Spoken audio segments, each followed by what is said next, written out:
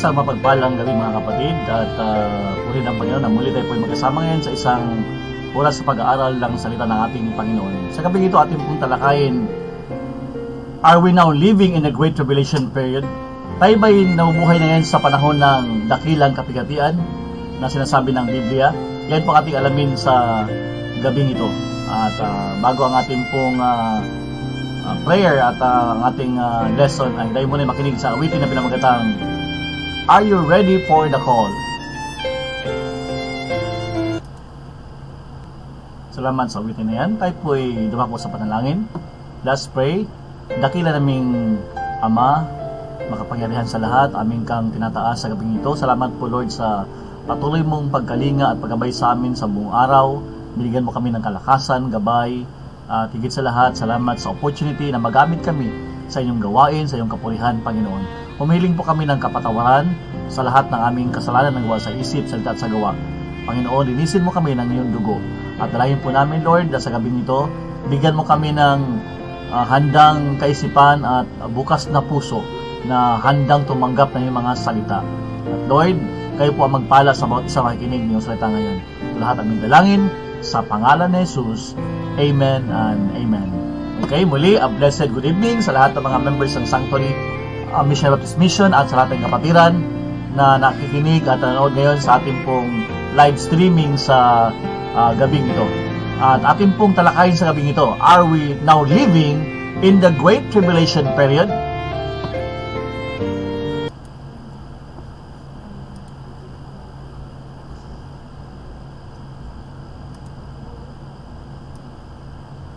Okay.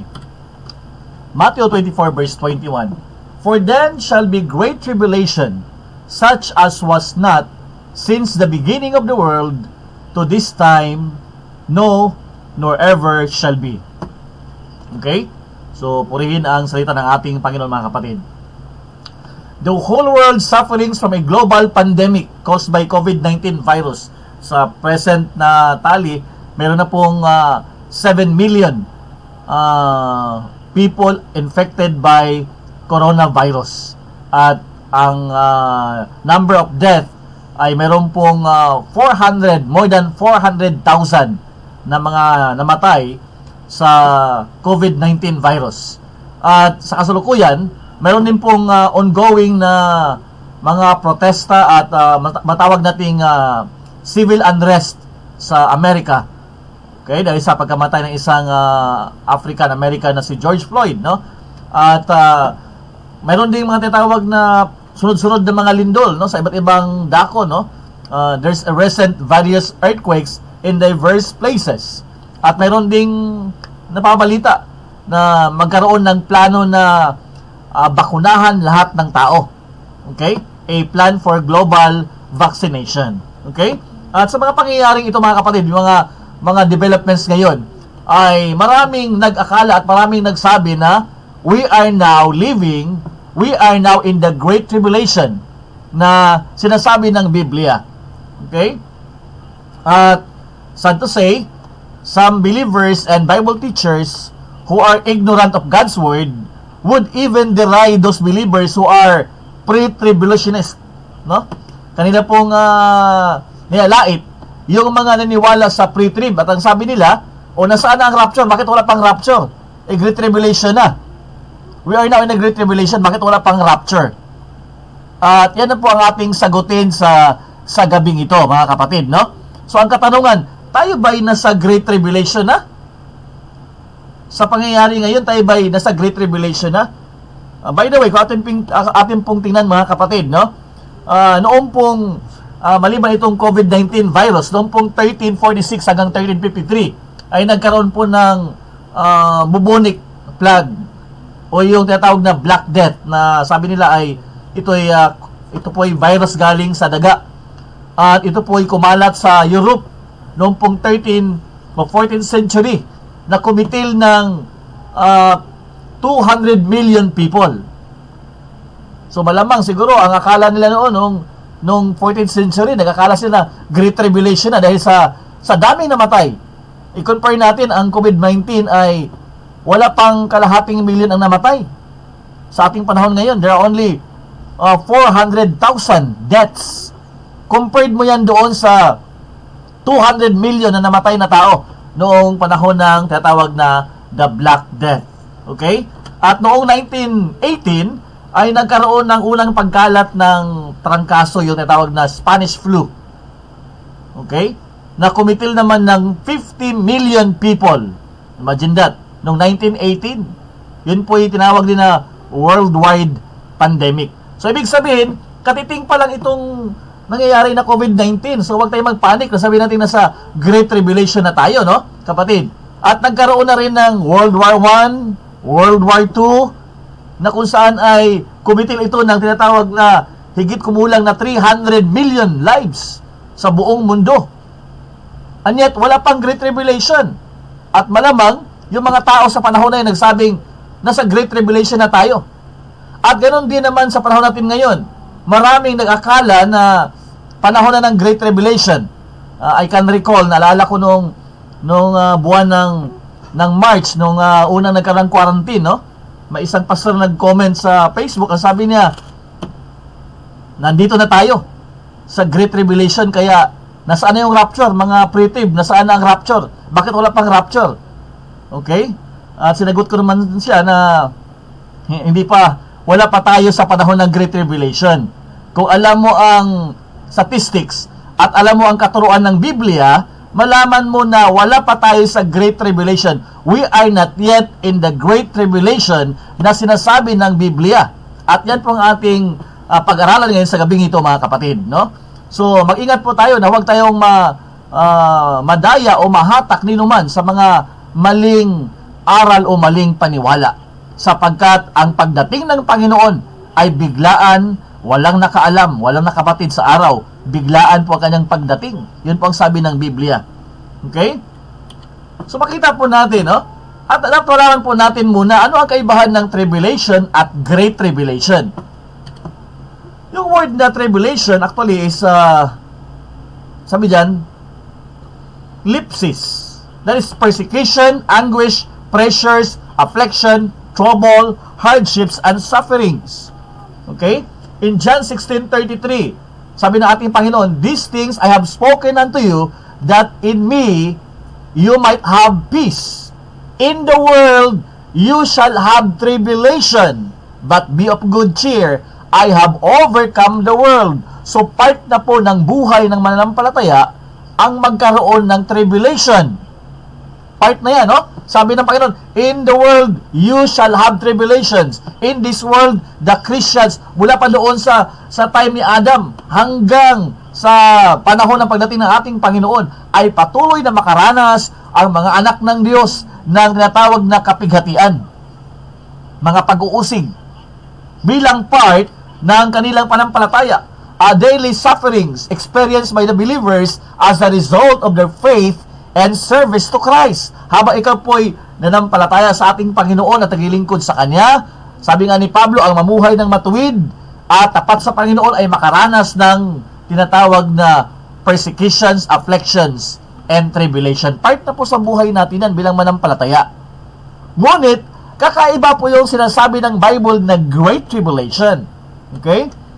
Now, yung Great Tribulation, of course, sa Greek word din ay megas lipsis.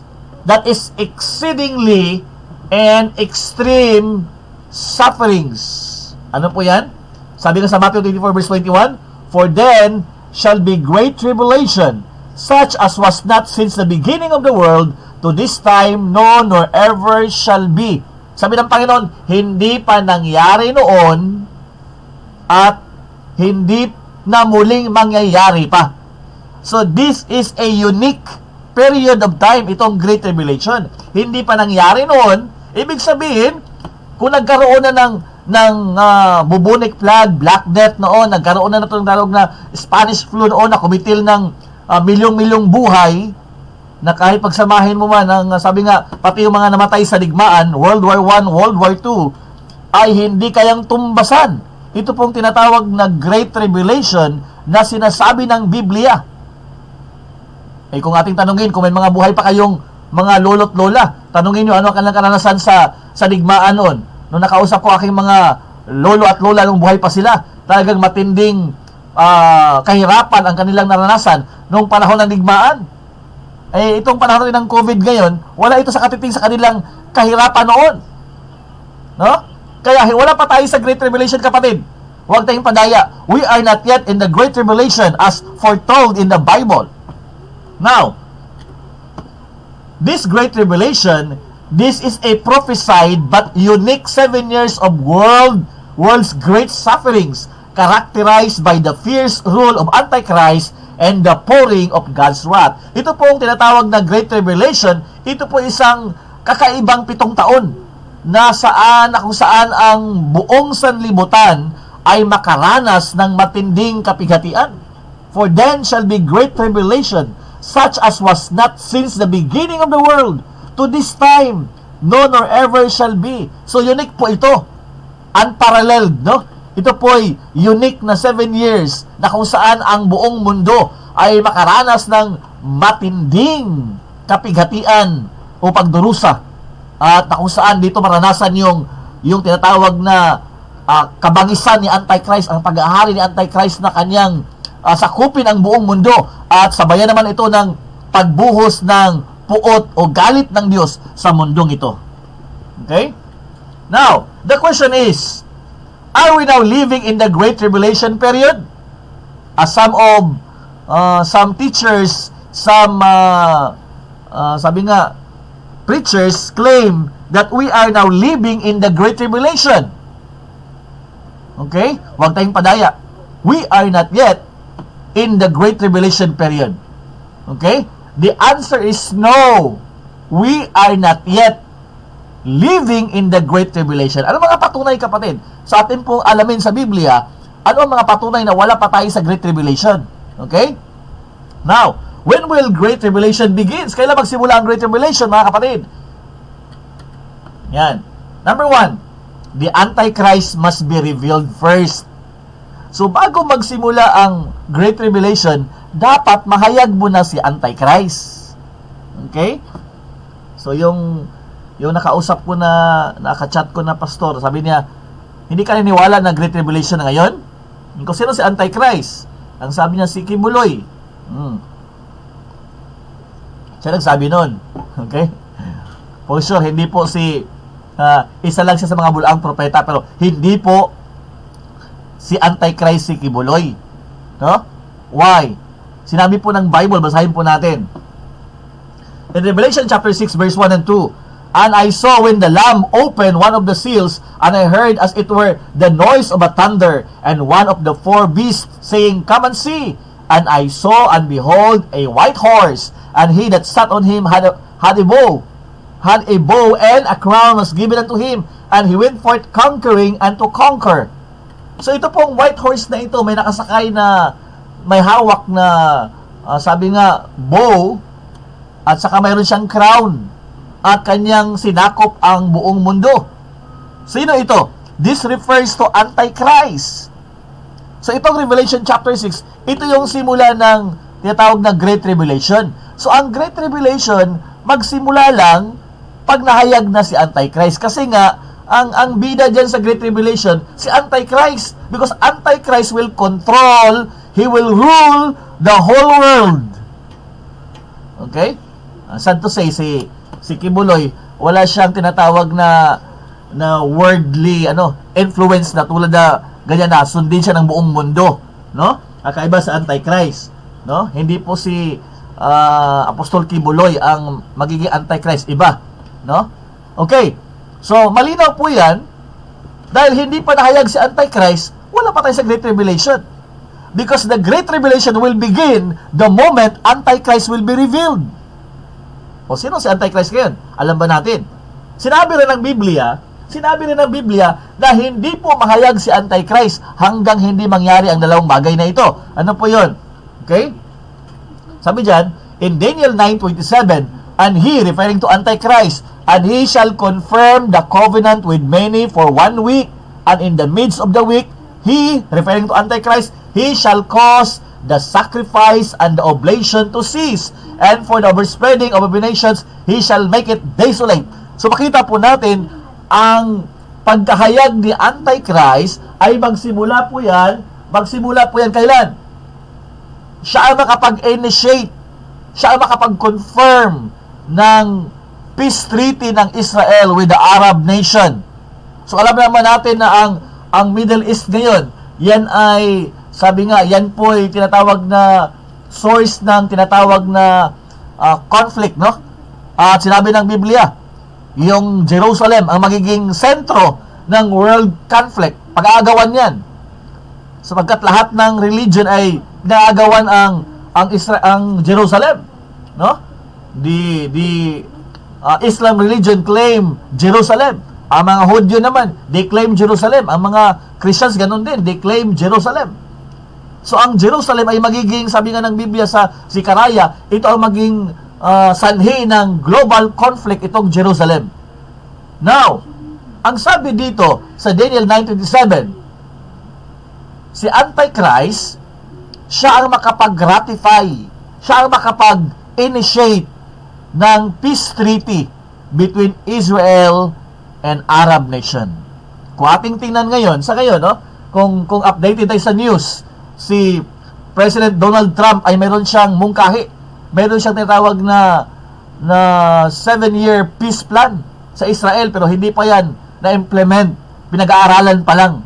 Wala pa. Kaya sa ngayon, patuloy pa rin, no? Actually, noong pong 2017 ay nagkaroon ng move ang Amerika na kanila pong nilipat ang kanilang embassy galing doon sa Tel Aviv patungo ng Jerusalem, no? At kanila pong nirecognize na ang Jerusalem ay eternal capital city ng Israel.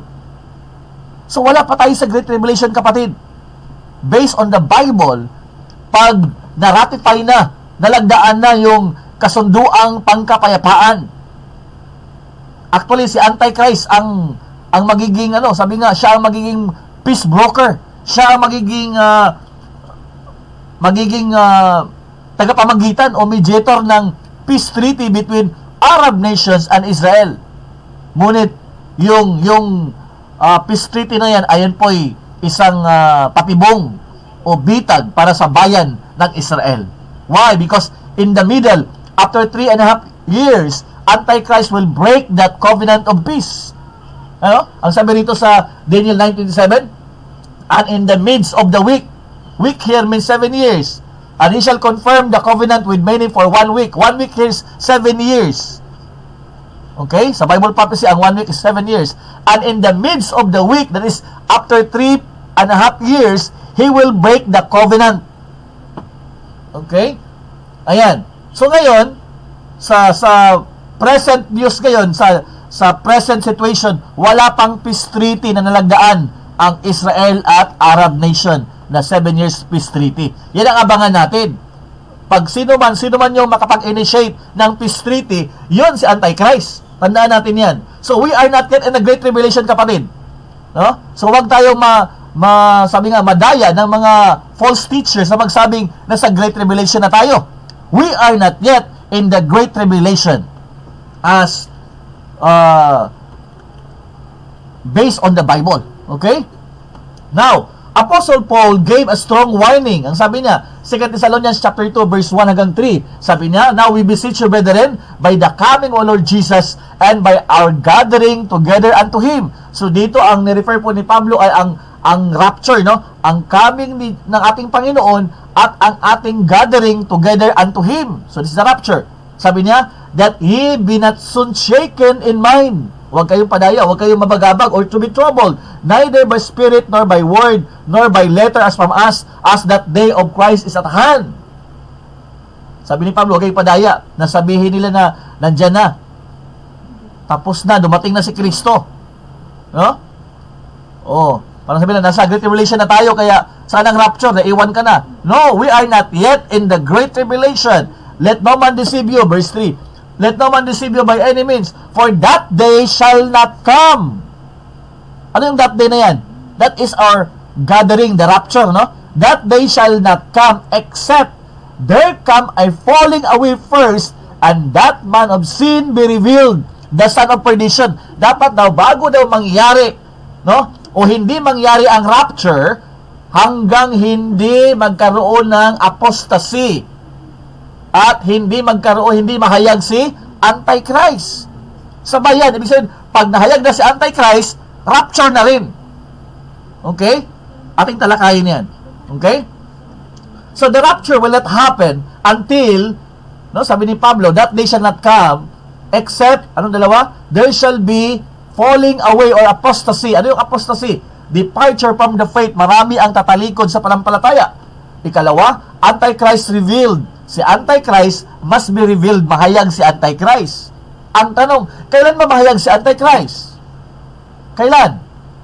Of course, based on the Bible, si Antichrist ay mahayag. Siya ang makapag-initiate ng peace treaty. Siya ang maging peace broker sa Israel at Arab nation. So as Christians, alam natin kung sino man yung tao na yun na siya ang maging negotiator, makapag-ratify ng peace treaty sa Israel and Arab nation, siya si Antichrist. Yan ang sabi ng Bible. Okay? At hindi lamang yun. Mayroon pong malinaw na aral ang Biblia na hindi mahayag si Antichrist hanggang hindi maalis ang iglesia. Basahin natin, no? The restraining power must be taken away. So bago magsimula ang Great Tribulation, dapat mahayag muna si Antichrist. Hindi man pwede mag-Great Tribulation wala si Antichrist. Siya nga unang lumabas, di ba? Nung binuksan yung unang seal, sinang lumabas? Si Antichrist, nakasakay sa puting kabayo, may hawak na bow at mayroong crown. So ang hudyat ng Great Tribulation, paglitaw ni Antichrist. Anong ginagawa niya? Siya ay mag-initiate ng peace treaty between Israel and Arab nations. At ang sabi ng Bible, hindi rin mahayag si Antichrist. Antichrist will not be revealed until the withholding power, the restraining power must be taken away. Mayroon pong kapangyarihan na pupigil na hindi mahayag si Antichrist sa kanyang kapanahunan. Okay? Basahin natin. 2 Thessalonians chapter 2 verse 5 hanggang 7. Remember ye not that when I was yet with you, I told you these things. And now you know, alam ng mga Thessalonians, and you know what withholdeth, that he, Antichrist, might be revealed in his time.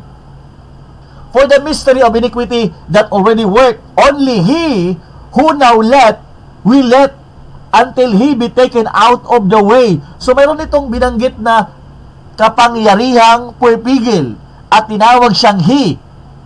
Sino ba itong he na to? Ito ba angel o Holy Spirit? Only he who now will let until he be taken out of the way. And then, pag nakuha na yung kapangyarihang pupigil, pag nakuha na yung restraining power o yung tinatawag na withholding power, pag inalis na sa mundong ito, and then shall that wicked Antichrist will be revealed. Napakalinaw ang sabi ng Bible, hindi mahayag si Antichrist hanggang hindi kunin o tanggalin ang kapangyarihang pupigil sa kanya. Sino yun? Ang keyword natin ay he. Okay? He. There is a restraining or withholding power that prevents the revelation of Antichrist. It is referred as he. Okay?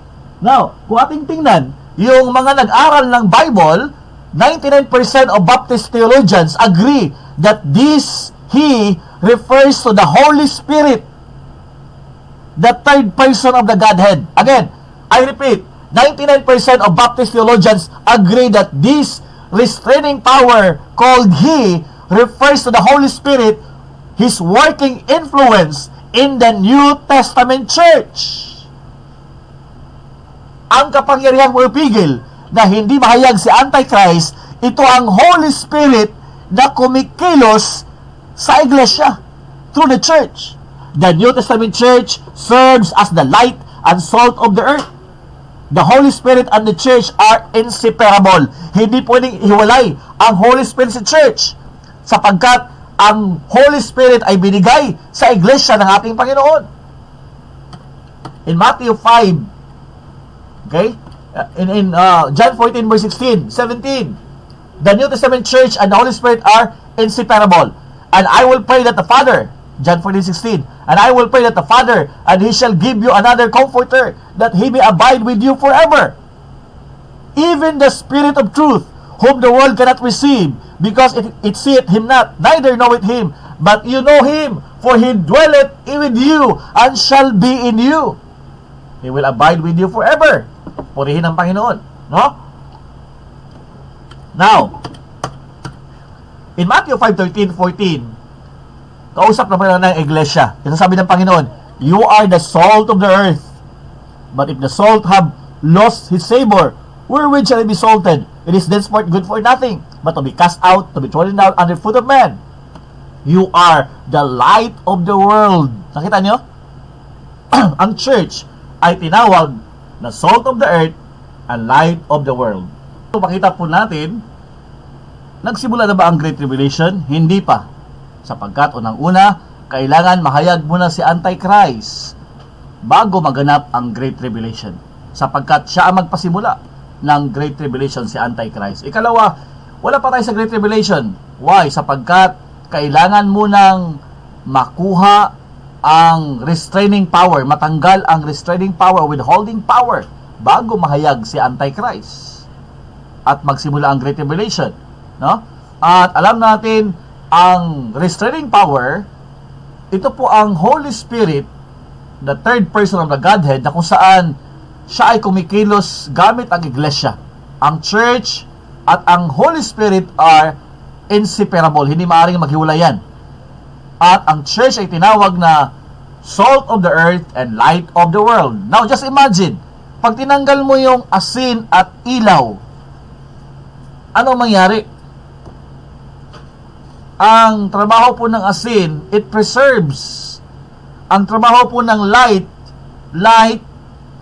sabi nga, dispels darkness. Pag tinanggal mo yung light, nandyan na yung kadiliman.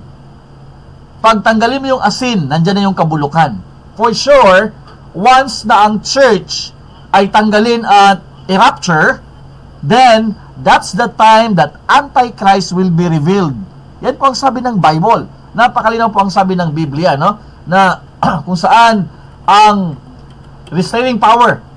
Sabi dyan, ang mystery of iniquity ay kumikilos na ngayon. Sabi ni Apostle John, only he who now let will let until he be taken out of the way. Pag tinanggal na yung he na yun, yung tinatawag na the restraining power of the Holy Spirit through the church, then that wicked, si Antichrist, will be revealed. So we believe that ang Holy Spirit and the church, sa time natin ngayon, yan ang restraining power.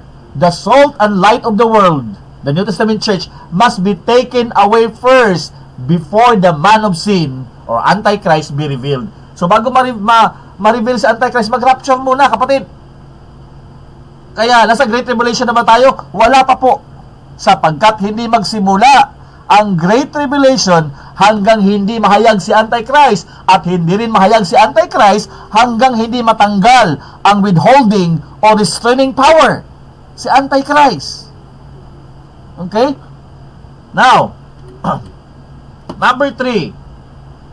Nasa Great Tribulation na tayo? No, not yet. Why? Because the faithful church must be raptured first before the Great Tribulation begins. Bago magsimula ang Great Tribulation, kailangan ma-rapture muna ang faithful church as promised by the Lord. Hindi yan pangako ng tao. Hindi yan aral ng tao. Yan po ang aral ng Biblia. Yan po ang aral ng ating Panginoon. Okay? Now, kaya yung mga nagtuturo na dadaan daw ang church sa Great Tribulation, partly tama sila. Anong uring church? The unfaithful church. Sa isang banda, mali rin sila. Why? Sapagkat ang faithful church ay i-rapture muna as promised by the Lord. Basahin natin. Revelation chapter 3 verse 10 and 11. Ito po ay kausap niya ang iglesia ng Philadelphia, the faithful church. Anong sabi ng Panginoon? Because thou hast kept the word of my patience, I also will keep thee from the hour of temptation, which shall come upon the whole world to try them that dwell upon the earth. So no doubt, ang pinag-usapan dito, yung pong Great Tribulation. At yung word na, I also will keep thee. Sa Greek word yan, anong sabi sa Greek word? I will ektereo. Ekleotereo. Ano yun? The word ek means out. I will take you out from the world before the Great Tribulation. Yan ang malinaw na pangako ng Panginoon. Sa ang Panginoon mismo nagsabi niyan, hindi din pwedeng baliin yan. Hindi mo pwedeng baguhin yan. Hindi mo pwedeng, sabi nga, i-reject yan. Why? Because otherwise, you are teaching against the teaching of Christ. Tanggapin natin yung sinabi ng Panginoon. Amen? Tanggapin natin yung pangako ng Panginoon. Why? We take comfort. We take hope. We have hope in His promise. Ang sabi niya, behold, I come quickly. Hold that fast which thou hast, that no man take thy crown. So, ang reference dito ay second coming ni Christ. Anong sabi niya? I will take you out of this world. I will also keep thee. Now, I challenge you, no? Kumuha kayo ng Greek Bible, tingnan niyo yung word na I also will take thee o keep thee. Di ba ang Greek word yan ay ektereo. Ano yan? Ek means out of. Tereo means keep. I will take or keep thee out. I will keep thee out. Hindi po through. Kasi ang iba naniwala na dadaan ang church daw, tapos iingatan ng Panginoon through the tribulation. Hindi po ganun turo ng Bible. Hindi po through. Ang sabi ng Bible ay ek. Parang ecclesia, called out. Tinawag.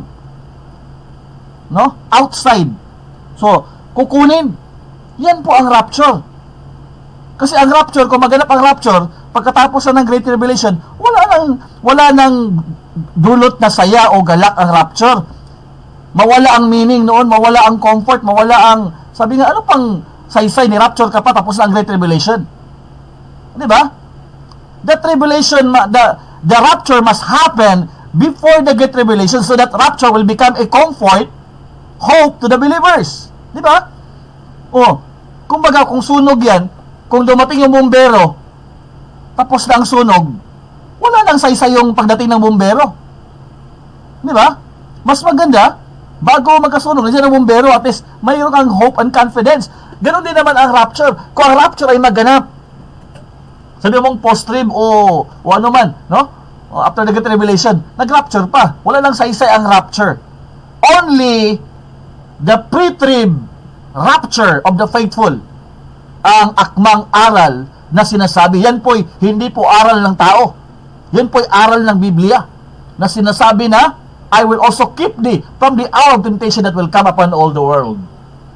The faithful church must be raptured first before the Great Tribulation begins. Kaya nga, magtanong kayo, Pastor, Great Tribulation na ba? Wala pa. Kasi hindi pa tayo na-rapture. Pag na-rapture na tayo, yun na, simula na ng Great Tribulation.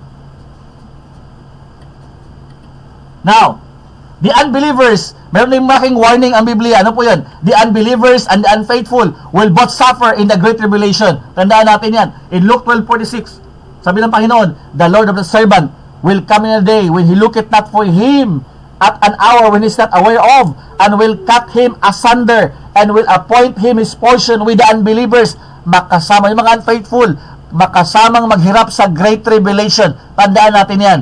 Malinaw po ang Bible niyan. No? Luke 12:47, and that servant which knew his Lord's will and prepared not himself, neither did according to his will, shall be beaten with many stripes. Now tell me, no?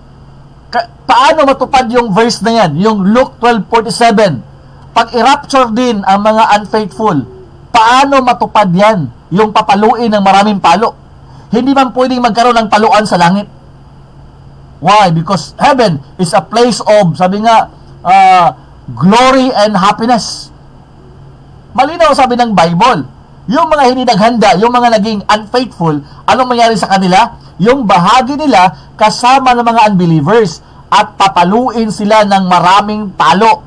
Babaakin nga, sabi rito, cut asunder, magkaroon ng physical torture in the hands of Antichrist. If you study the Bible, those believers who are left behind during the Great Tribulation, they will suffer persecutions, death, beheading, at the hands of Antichrist.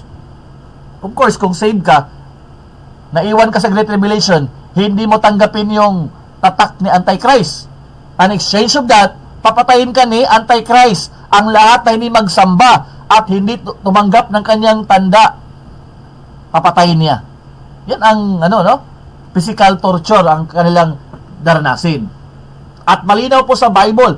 Tandaan natin yung contrast na ginawa ng Bible, no? Yung faithful church, hindi dadaan sa Great Tribulation. Kukunin ng Panginoon.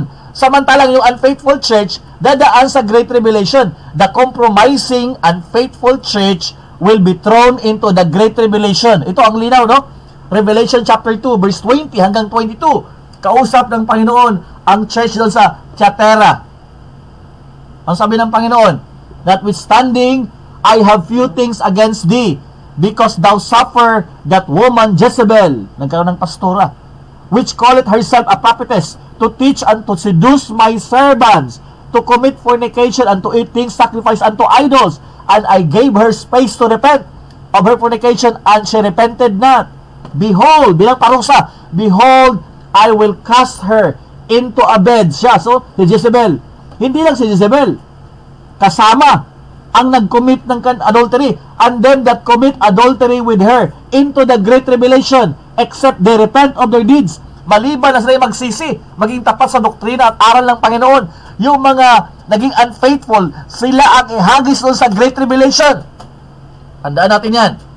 Kaya makontrast natin yung dalawang sabi nga, kaibahan, no? Pag hinagis ka sa Great Tribulation, kasama ka sa tinawag doon na unfaithful. Di ba? Samantalang yung mga faithful church, faithful saints, ay ni-rapture na sila bago maganap ang Great Tribulation, mga kapatid. Okay? Now, before the great day of God's wrath comes, God wants you to be saved today. Sa ating mga tagapakinig, sa ating mga kaibigan, kamag-anak, kakilala, bago dumating yung Great Tribulation, yung puot ng Diyos, bago dumating yung matinding kahirapan na sinasabi ng Biblia na maganap, higit pa itong COVID-19. Wala to sa katiting, no? Wala pa. Sapagkat matindi ang mayroon tayong video niyan about the Great Tribulation. You can watch doon sa ating video. And yet, makita po natin, kapatid, ang nais ng Diyos na bago dumating yung Great Tribulation na yan, ikaw ay makatanggap sa Kanya bilang sarili na kapagligtas at makapaglingkod ka sa Kanyang tapat. Ang sabi ng Panginoon in Revelation 6:16, and said to the mountains and rocks, fall on us, and hide us from the face of him that sits on the throne, and from the wrath of the Lamb. For the great day of his wrath is come, and who shall be able to stand? Huwag mo lang hintayin na dumating yung Great Tribulation at doon ka patatanggap sa Panginoon. Ngayon na ang panahon para bumaling ka, tumanggap ka kay Kristo bilang tagapagligtas. Okay? Ang Diyos ay nagbigay ng buhay na walang hanggan bilang regalo niya sa atin. Sabi niya, for the wages of sin is death, but the gift of God is eternal life through Jesus Christ our Lord. Mga kapatid. The gift of God is eternal life through Jesus Christ our Lord. Kung nais mo magkaroon ng buhay na walang hanggan, tanggapin mo ang Panginoon bilang sariling tagapagligtas. Christ died for you. Ang kanyang dugo ay binigay niya bilang katubusan sa ating kasalanan. Maligtas ka lang kung tanggapin mo si Jesus bilang sariling tagapagligtas, in whom you have redemption through His blood, the forgiveness of sins. Hanggang hindi dumating sa buhay mo na aminin mo na ikay makasalanan, hanggang hindi dumating sa buhay mo na sabihin mo, Panginoong Jesus, ikaw lang tagapagligtas. Panginoon, ikaw lang ang daan sa langit. Panginoon, ang iyong dugo at kamatayan, yun lang ang tanging kabayaran ng aking kasalanan. Tandaan niyo po, nung nakapako ang Panginoon sa Kalbaryo, mayroon noong kriminal sa kanyang kanang kamay. Isang taong walang reliyon, walang iglesia, walang kabutihan. Ang taglay lang ng taong yun sa oras na yun, ang kriminal na yun, ay nanalig sa ating Panginoon. At ang sabi niya, Panginoon, alalahanin mo ako pagpasok sa iyong kaharian. Ano sabi ng Panginoon? Sa araw ding ito, makasama kita sa paraiso. Mga kaibigan, ang kaligtasan ay hindi nakabatay sa reliyon. Ang kaligtasan ay hindi po nakabatay sa iglesia, hindi sa ating gawa, kundi sa ginawa ni Kristo doon sa Kalbaryo. Ang kanyang kamatayan, ang kanyang dugo, ang tanging daan ng ating kaligtasan. Ngayon, habang may panahon pa, tanggapin mo ang Panginoon bilang sariling tagapagligtas. Sabi nga sa Romans 5:8, ipinadama ng Diyos ang kanyang pag-ibig sa atin nung tayo mga makasalanan pa si Kristo'y namatay para sa atin. At ngayon, napawalang sala tayo sa kanyang dugo, ay maliligtas tayo mula sa puot sa magitan niya. Tayo dati mga kaaway ng Diyos, ngayon napanumbalik na sa Diyos sa magitan ng kamatayan ng kanyang anak. At yamang napanumbalik, tayo'y naligtas sa kanyang buhay. Kaibigan, kakilala, tanggapin mo ang Panginoon bilang sariling tagapagligtas.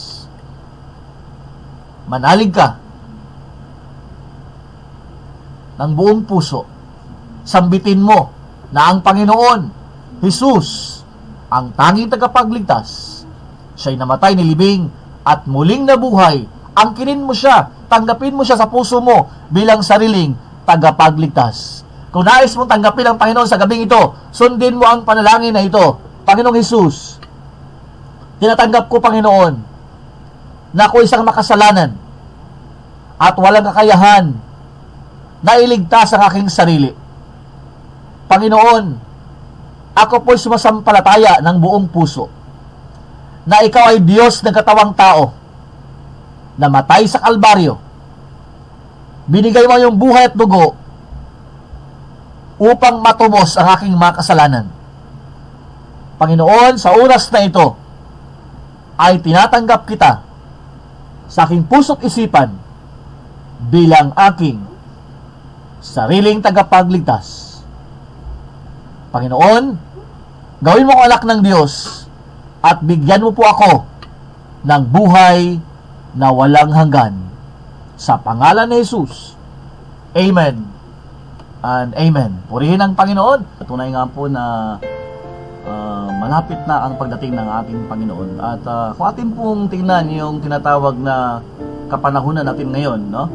At atin pong in the light of the scriptures, makita po natin na mayroon pong dalawang stages ang pagdating ng ating Panginoon. Siya po'y darating bago mag-Great Tribulation, at tawag natin dyan ay Rapture of the Faithful Church. At pagkatapos ng Great Tribulation naman, siya po'y muling darating. At yun ang tinatawag na Second Coming or Revelation of Christ. Siya'y mahayag sa buong mundo. Okay? At yan ang malinaw na sinabi sa Matthew 24 verse 29, na pagkatapos ng Great Tribulation, si Kristo ay mahayag sa buong mundo. So, kung na-miss niyo po yung ating unang video niya, no? Yung 2 stages of the coming of Christ, mahalaga po yun. Doon natin maunawaan na iba po yung raptures. Ang rapture, mangyari po yun ay biglaan. Isang kislap mata. Wala pang isang segundo yan, maganap yung rapture. At doon lang yan sa alapaap. Yung sabi ni Pablo, yung mga namatay na manampalataya, bubuhayin muli. At tayong mga buhay at nanatili, remain o abiding, will be caught up together with Him in a twinkling of an eye, doon po sa alapaap. Ang tawag natin yan, the rapture of the faithful saints. At pag nangyari na yon, mangyari daw yon pag ay nahayag na rin si Antichrist. So, coinciding po ang event na yon. Ang ibig sabihin nun, pag tinanggal na ang faithful church at yung working influence ng Holy Spirit, then mag-start na ang Great Tribulation. Okay? So, dapat ma-distinguish natin yung dalawa na yan. Okay, good evening muli sa lahat ng kapatiran. Kung meron kayong mga katanungan sa ating pong lesson o sermon sa gabing ito, ay i-type nyo lang yung mga katanungan at ating pong sagutin, no? At ating batiin ng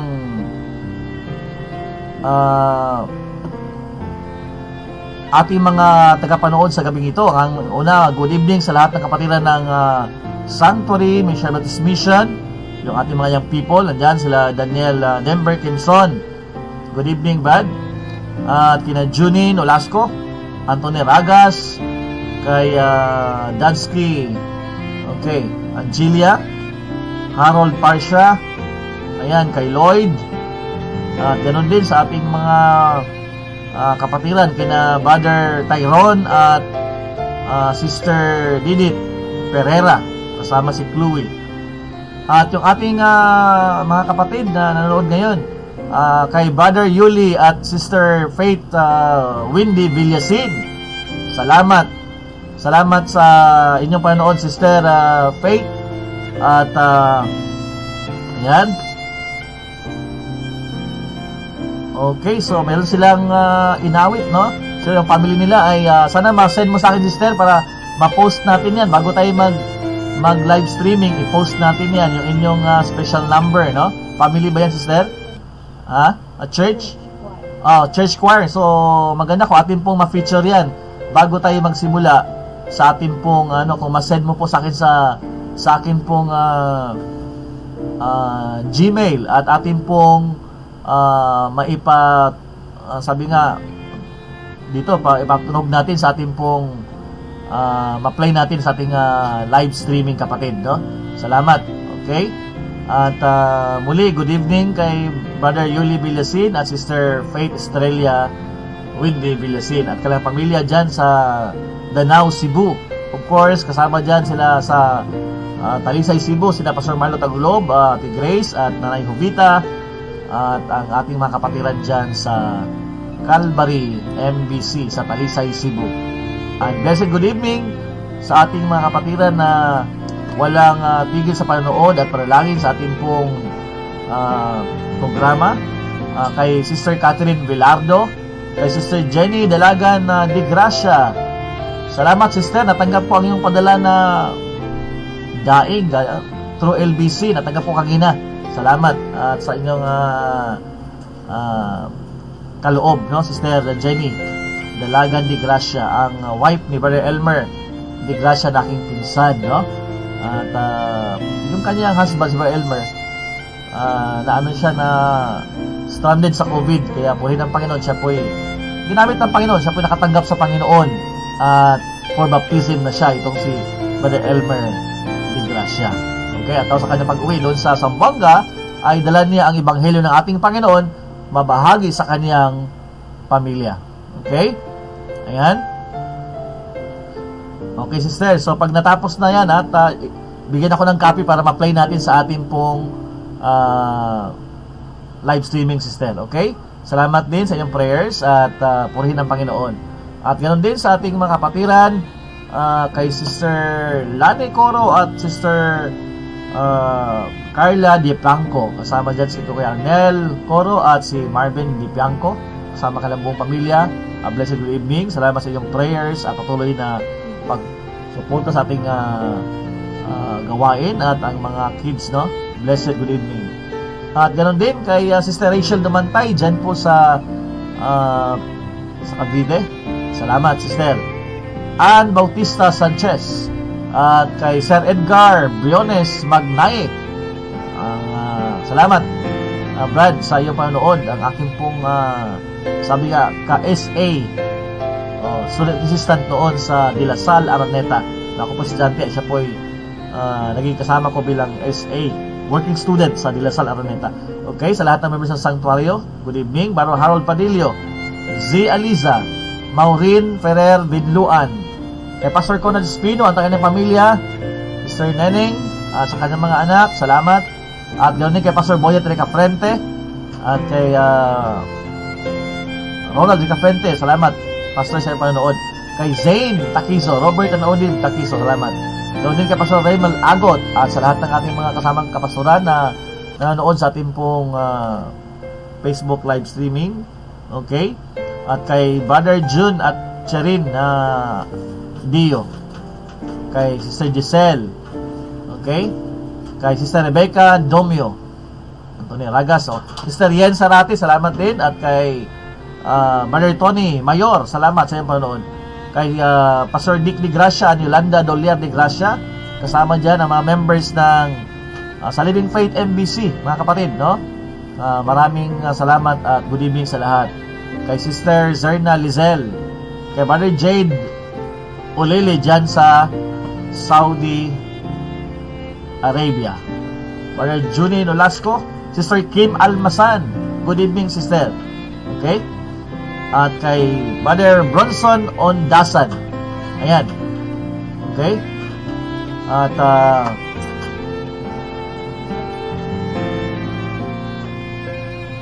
Kay Sister Veronica Feliciano Zuwing. Sister Veronica, salamat sa iyong panonood.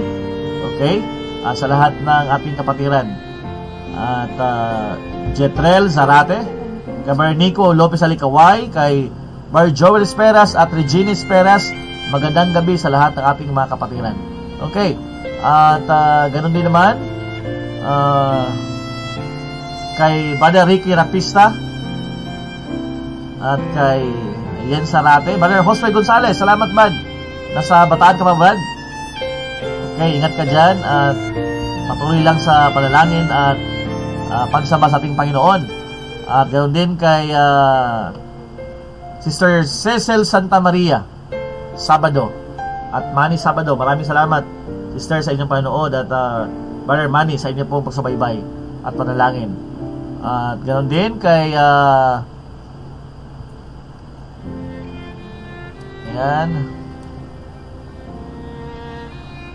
sa lahat ng ating mga kaibigan, mga kaguruan dyan sa De La Salle, Araneta, mga kaguruan dyan sa Caloocan High School. Yan, may mga teacher tayo na nanonood at nakikinig sa ating pong live streaming. Blessed good evening po sa inyo lahat. Nawa masumpungan nyo ang tunay na kaligtasan, ang kaligtasan na bigay ng ating Panginoon. Okay? At kung may mga tanungan po tayo, mga kapatid.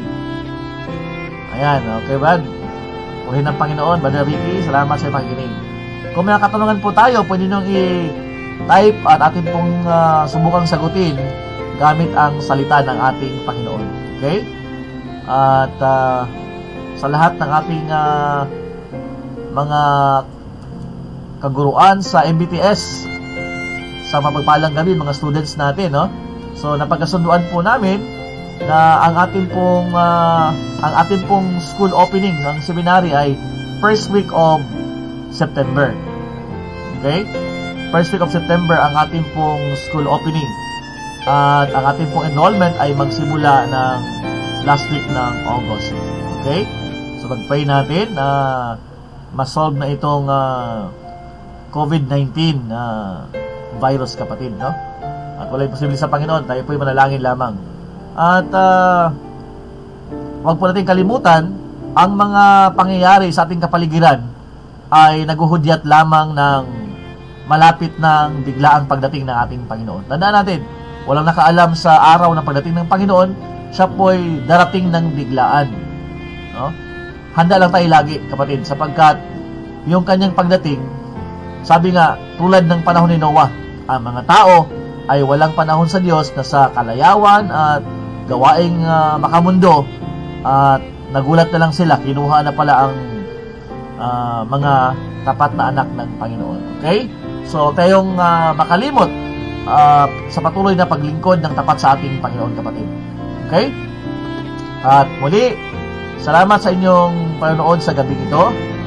Gusto ko rin batiin dyan yung sa ating mga kapatiran dyan sa Japan. Good evening to Pastor Amari and Pastor Nobokatsu Amari and to all members of Abico Baptist Church, ang ating sending church, at ganoon din kay Pastor Rex Angkon at ang kanyang pamilya, si Sir Benji at ang kanyang buong pamilya dyan sa Japan, Pastor Namyon, at ganoon din kay Pastor Kida. Okay? Salamat sa inyong panonood. At sa lahat ng kapatiran dyan sa US at sa Canada.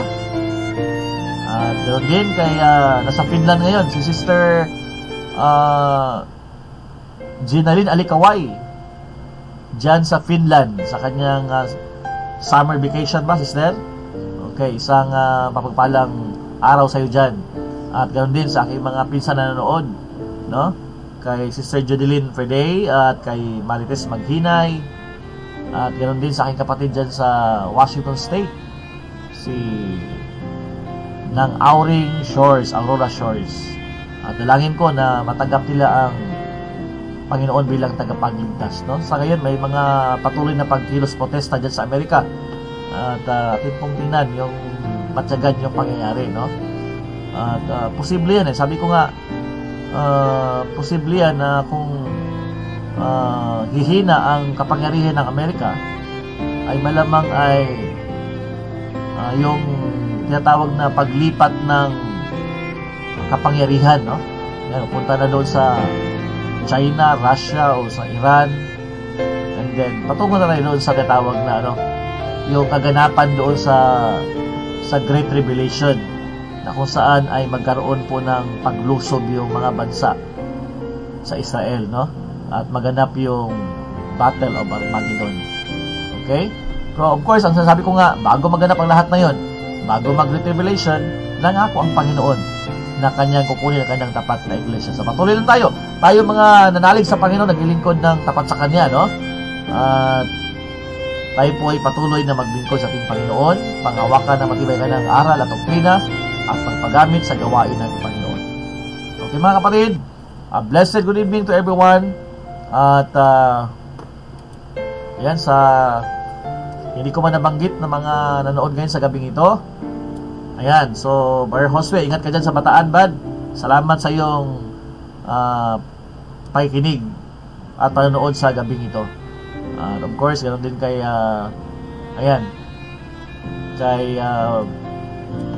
Mother Ricky Ratista. Ayan, purihin ang Panginoon. Salamat sa iyong panonood. Okay, once again, brethren, a blessed good evening. Tayo po ay dumako sa isang closing prayer. Samahan niyo ako sa isang panalangin. Let's pray. Dakila naming Diyos, Ama naming banal, aming kang pinupuri, tinataas sa gabing ito, Panginoon.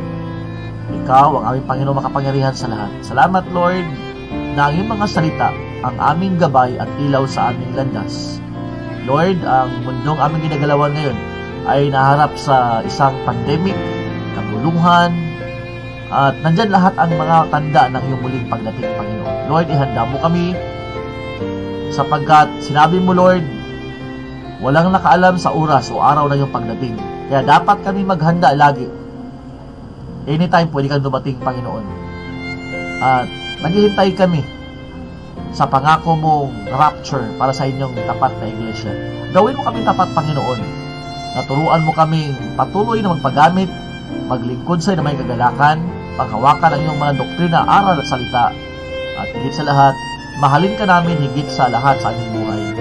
Mahalin ka namin ng buong puso, ng buong kaluluwa at ng buong pag-iisip. At mahalin namin ang aming kapatiran tulad na ipinag-utos mo, Panginoon. Lord, hugasan mo po kami sa lahat ng aming karumihan. Dalangin po namin, Lord, ang lahat naming kapatiran na may karamdaman sa gabing ito. Ipuin mo ang kanilang katawan, Panginoon. Lapatan mo ng lunas sa mga karamdaman.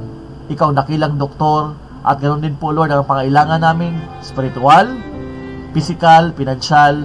Kayo po ang magtugon, Panginoon. At tulad ng pangako mo na through your Holy Spirit, na aliwin mo ang iyong mga anak na nasa gitna ng kapigatian. Gamitin mo rin kami, Panginoon. Gamitin mo kami na kung paano kami ginamit, inaliw mo at kinomfort mo sa panahon ng kagipitan at mga kapigatian, ay maging kasangkapan mo kami na maging comfort din sa iba. Lord, gamitin mo ang buhay namin sa iyong gawain at sa inyong kalwatian. Higit sa lahat, sa pagbahagi ng Ebanghelyo sa lahat ng aming makasalamuha. Lord, wala po kami magagawa kung wala ka. Ikaw ang aming sandigan, ikaw ang aming kalakasan. We give you all the glory, the praise, and honor. In Jesus' name we pray. Amen and amen. Muli ng Panginoon, at muli, next week sa atin pong muli pagkasama sa pag-aaral ng salita ng Panginoon. A blessed good evening to everyone.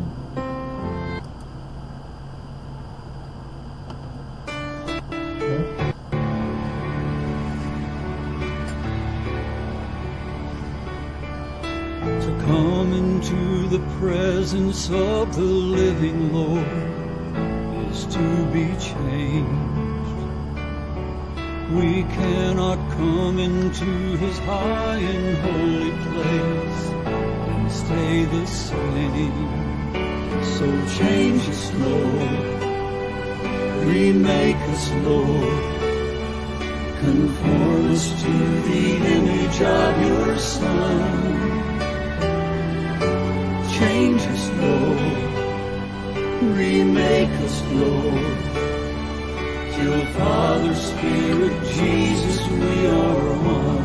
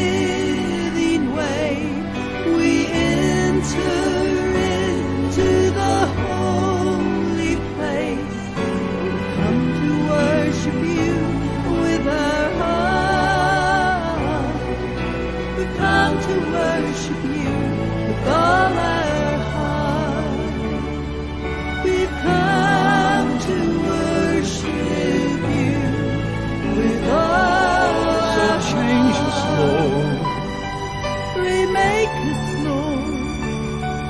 Conform us to the image of your Son. Change us, Lord. Remake us, Lord. Till Father, Spirit, Jesus, we are one.